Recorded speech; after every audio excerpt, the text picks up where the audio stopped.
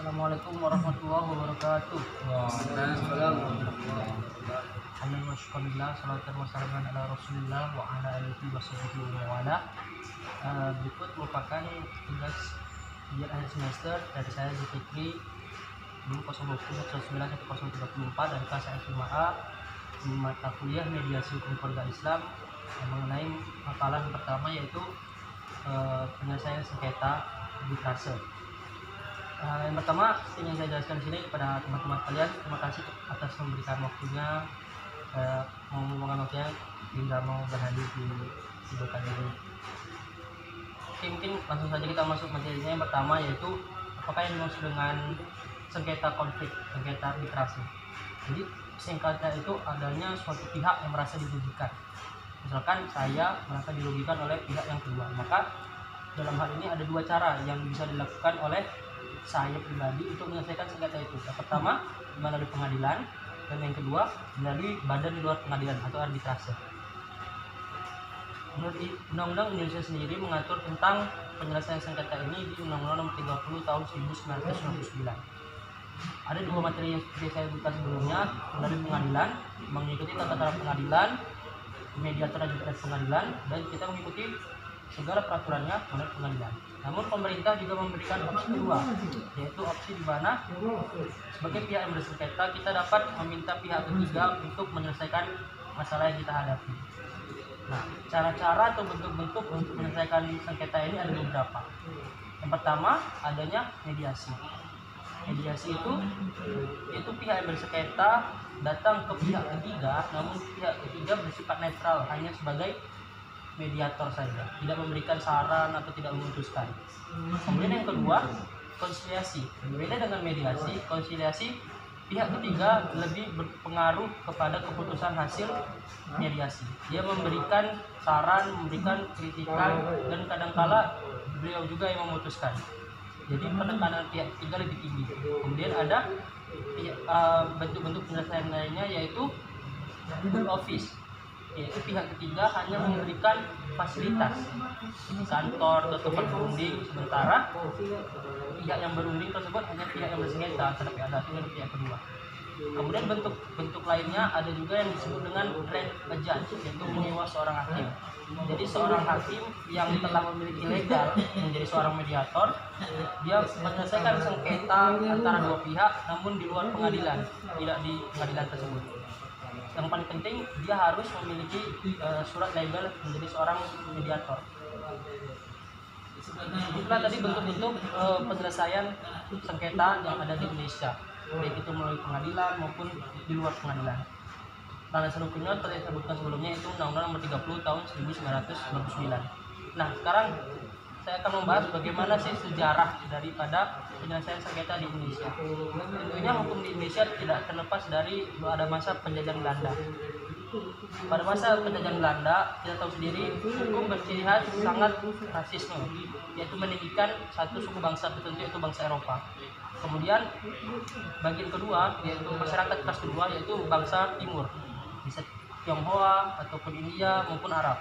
Sementara bangsa Indonesia sendiri yaitu bangsa pribumi itu memiliki kelas yang ketiga.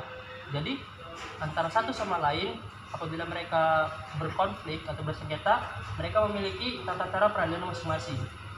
Apabila orang pribumi, orang Jawa berkonflik dengan orang Sunda, mereka memakai hukum sendiri. Begitu juga dengan orang Timur, orang India dengan orang Cina, begitu juga dengan orang Belanda, sama orang Belanda, orang Eropa ataupun orang Jerman.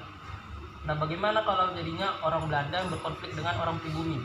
Maka dalam hal ini dapat dua pilihan, yaitu orang Belanda dapat menundukkan dirinya kepada hukum yang berlaku kepada pribumi, ataupun sebaliknya, yaitu orang pribumi seperti orang kita Jawa atau orang Melayu yang menundukkan hukumnya ke hukum Belanda. Mengapa bisa terjadi perbedaan antara ketiga jenis golongan masyarakat ini? Karena seperti kita tahu, pemerintah Belanda yaitu kolonialisme sangat mengagungkan ras mereka. Jadi mereka sama sekali tidak mau berurusan hukum dengan masyarakat pribumi ataupun masyarakat Timur yang berasal dari luar Indonesia. Oleh karena itu, setelah Indonesia merdeka, setelah lahirnya undang-undang dan juga undang-undang dasar dan juga berbagai peraturan yang asal muasal dari hukum Belanda yang kemudian dikembalikan, diatur ulang dalam hukum secara perdata, maka tidak ada lagi segregasi atau perbedaan antara masyarakat Arab, Timur, masyarakat pribumi dan masyarakat Eropa. Jadi telah kembali menjadi satu kesatuan. Seperti yang saya sebutkan tadi, ada dua jenis, yaitu yang di dalam pengadilan dan di luar pengadilan. Sekarang muncul pertanyaan, mengapa terdapat atau muncul suatu badan arbitrase yang memfasilitasi sengketa ini di luar pengadilan? Mengapa tidak di pengadilan saja begitu? Alasannya pertama, karena di pengadilan waktu yang untuk menyelesaikan sengketa itu lebih lama, lebih rumit, dan juga biayanya dikeluarkan lebih mahal. Kadang-kala pihak yang bersengketa butuh waktu cepat dan butuh kecepatan dan juga keefisiensian dalam menyelesaikan suatu perkara. Jadi apabila menunggu waktu lagi bersidang dan sebagainya, hanya akan membuang waktu saja, jadi begitu. Namun tentu ada kekurangan di dalam lembaga arbitrase di luar pengadilan. Kadang-kala terdapat pihak-pihak tertentu yang memanfaatkan keadaan untuk mengambil keuntungan dari dua pihak tersebut, dan kadang-kala tidak sedikit kasus yang menyatakan bahwa pengadilan arbitrase tersebut atau badan arbitrase di luar pengadilan tidak memiliki izin sama sekali. Jadi walaupun sudah diselesaikan masalah tersebut, kadang-kala karena tidak berlandaskan hukum mediatornya, jadi keputusan tersebut atau penyelesaiannya dianggap batal. Jadi mungkin itulah materi yang telah saya sampaikan mengenai penyelesaian sengketa di Indonesia. Terima kasih atas waktunya. Kepada teman-teman yang ingin bertanya, saya persilakan.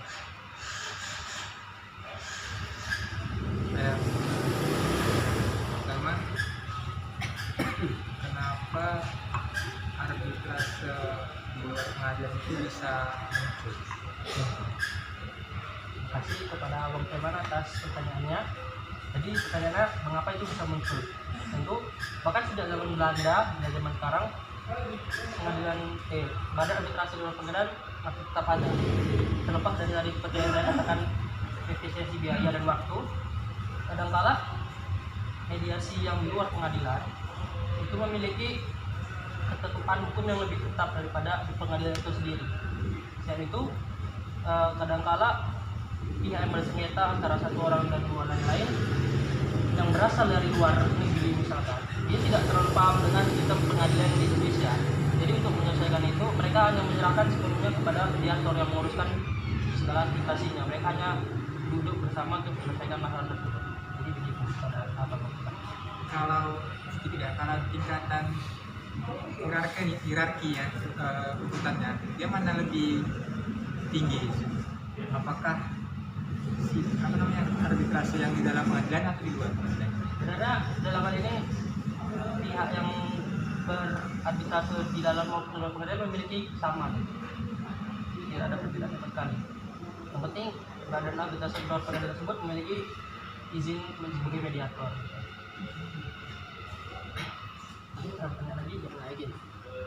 Bertanya, kenapa di masa Belanda itu pengadilan itu dibedakan antara golongan pribumi timur dan barat? Baik, tadi mengapa dibedakan antara golongan barat, timur, dan golongan pribumi? Seperti yang kita ketahui, asal muasal dari hukum Belanda yaitu Burgerwetboek itu berasal dari hukum kerajaan Belanda. Jadi karena masyarakat Indonesia telah memiliki hukum sendiri, baik itu hukum adat maupun hukum Islam yang telah berkembang dan telah diresapi oleh masyarakat Indonesia sendiri, maka sulit bagi pemerintahan Belanda untuk menerapkan hukum kerajaan tersebut. Jadi maka mereka membaginya menjadi tiga. Selain itu juga seperti yang saya sebutkan sebelumnya, memang ada keinginan Belanda untuk memisahkan masyarakat tersebut, tidak ingin bersatu. Mereka tetap mau menganggap bahwa ya, ras Eropa itu sebagai ras tertinggi, jangan sampai disamakan dengan ras pribumi. Selain itu juga ada upaya-upaya dari masyarakat Indonesia sendiri, khususnya umat Islam, untuk menolak pemberlakuan hukum-hukum Belanda karena banyak yang tidak sesuai dengan hukum Islam, seperti hukum kewarisan misalkan atau hukum pernikahan. Dan karena itu ya kita terbagi tiga. Jadi pengadilannya kadang masing-masing, misalkan di Jawa ada pengadilan khusus untuk orang Belanda, ada yang khusus Islam, ada juga yang beberapa daerah seperti di Kalimantan masih menggunakan hukum adat. Tidak, Belanda masuk ke pengadilan bagian barat. Iya, Itu Eropa ada ya. orang Eropa. Baik, ada lagi pertanyaan? Apakah perkara ataupun suatu urusan yang sudah diselesaikan dengan jalan mediasi itu dapat diajukan kembali? Mediasi kan fungsinya untuk menyelesaikan sengketa antara dua pihak. Apabila telah secara sah di mata hukum telah ditetapkan bahwa masalah tersebut telah diselesaikan, maka tidak ada alasan untuk mengajukan perkara yang sama, alasan yang sama ke muka pengadilan atau ke badan arbitrase. Namun kalau ada delik baru atau alasan baru itu bisa diajukan kembali. Namun semua orang yang bersengketa apabila telah menyelesaikan sengketanya itu ada sebuah surat, namanya surat pengesahan bahwa mereka tidak bisa lagi menerima gitu keputusan media tersebut. Itu tidak bisa dilanggar. Jadi secara mata hukum mereka kalau mengajukan kembali masalah yang sama itu tidak bisa. Itu inkrah itu. Ya itu surat inkrahnya. Jadi nggak bisa kita mengajukan perkara yang sama walaupun beda pengadilan, misalkan pengadilan Kota Medan kita mengajukan ke pengadilan Kota Binjai, nggak bisa karena udah sama gitu. Kecuali kalau beda kasusnya, walaupun pihaknya masih sama itu pasti bisa. Baiklah, mungkin sekian materi yang bisa saya sampaikan. Terima kasih banyak pada teman-teman dan muallim juga yang telah meluangkan waktunya mendengarkan materi saya. Lebih dan kurangnya mohon maaf, yang benar datang dari Allah, yang salah datang dari saya. Wassalamualaikum warahmatullahi wabarakatuh. Waalaikumsalam warahmatullahi wabarakatuh.